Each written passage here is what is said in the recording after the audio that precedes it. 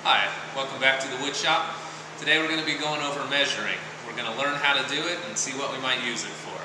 Now in the wood shop, all of our projects are going to have some sort of measuring in there. It's a vital skill. If we don't know how to measure, our projects won't come out right. For instance, this drawer front and this door front need to be the same size. If the measurement is off, then the door and the drawer front will be totally different and our project won't come out right. So it's a skill that we need to use and develop, and we'll be using it all the time throughout the wood shop. Your whole experience in here will be part of measuring. Okay? Now, measuring has different aspects to it, and you can measure something from very big to very small, and you can measure it from very rough to very precise. So different tools measure things differently. For instance, we have a tape measure here that can stretch out. It can go about 25 feet. We've got a little ruler on the side here, 6 inches. We've got a little ruler on this angled square, and we have a ruler here that's got a measurement. Okay? Now all of these things are pretty rough. Some of them go 1/8 of an inch, some of them go 32nd of an inch. This tool over here, this is called a micrometer. It can actually measure something to 1/1000th of an inch. So if I was to pluck out one of my hairs and I put it in here, the human hair is usually 3/1000ths to 5/1000ths of an inch thick. So we don't need anything that precise in the wood shop. For us, mostly we're going to stay with 1/8 of an inch or 32nd of an inch. Alright, let's take a little bit closer look at a ruler and just kind of dissect it and learn how to measure with it. So if you look here, there's the 1/6 inch and there's the 1/7 inch, and then there's all these little lines in between. So let's kind of zoom in on a close-up and see if we can figure out what all that means. So let me get back up here so you guys can see. And if we look at this, this is kind of a bigger version of a ruler. And what you can see there is there's the same thing, it's just like a ruler. And what I want you to notice is that when you look, the ends are the tallest. Those lines are the tallest, and the very halfway mark is the next tallest. So this is one of the tricks to reading rulers, is the bigger the line, the bigger the measurement, or the bigger the division of the measurement. So at an inch, right there, that's the biggest. The next biggest measurement on this ruler is a 1/2 inch, so that would be right there. And the next biggest measurement is a 1/4 inch, which is right there. It's a little bit smaller than the 1/2 inch. And then the smallest one is an 1/8 of an inch, which are these little ones here. So when we look at this, we need to figure out, the first thing that we need to check is how many of those little marks are on this ruler, because that's going to determine the scale of the ruler. Some rulers are 1/8, some are 1/16, some are 32 even, and if you need to be very precise, you could do a 32nd. So at any rate, we want to count how many there are. So 1, 2, 3, 4, 5, 6, 7, 8. So in this particular spot, there would be 8 little sections to the ruler. In other words, the ruler is divided up into 8ths.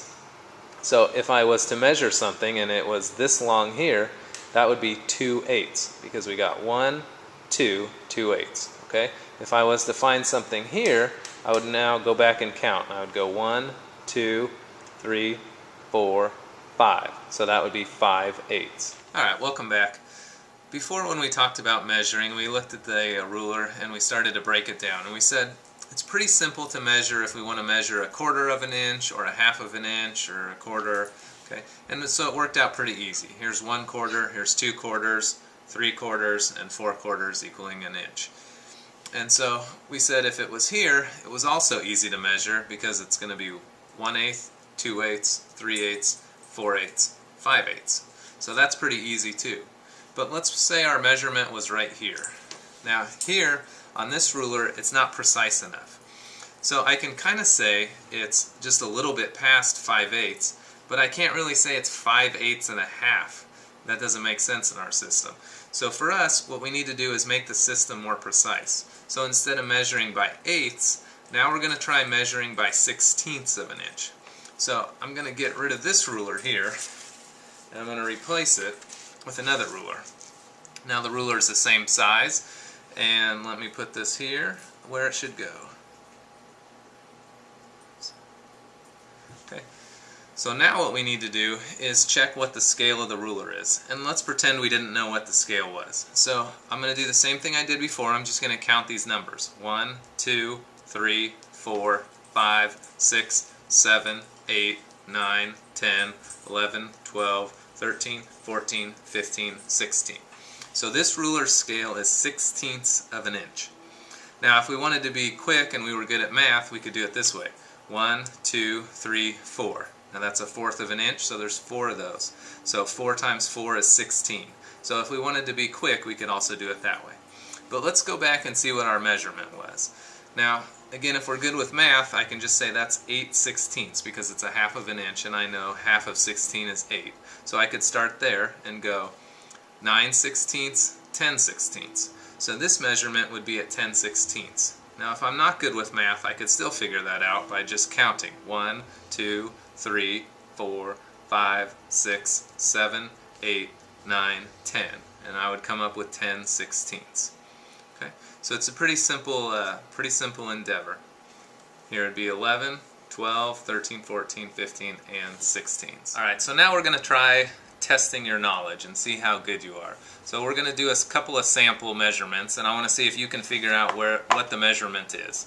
So I'm going to throw down a ruler, and if you forgot, the first thing you want to do is count how many little marks are on that ruler to figure out what the scale of the ruler is.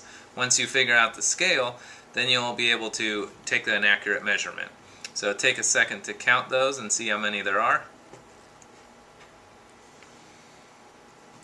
Alright, now try that. See if you can figure out what that measurement is. Go ahead and write that on your paper. Okay, very nice. Now, try this one here.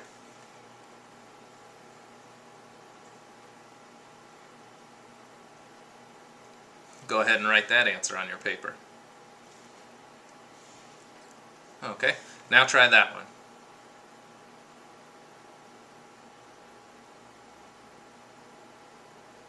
And write that answer on your paper.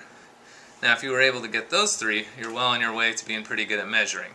Now what I'm going to do is swap this scale out and put this scale back in.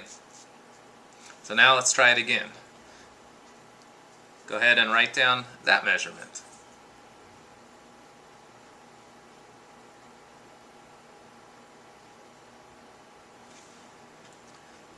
Alright, write down that measurement. Now this one should be easy because you can tell by the size of it what the measurement is.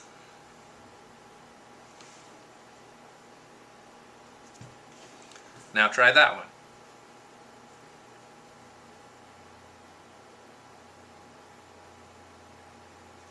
Alright, very nice. Now let's check your answers and see how you did.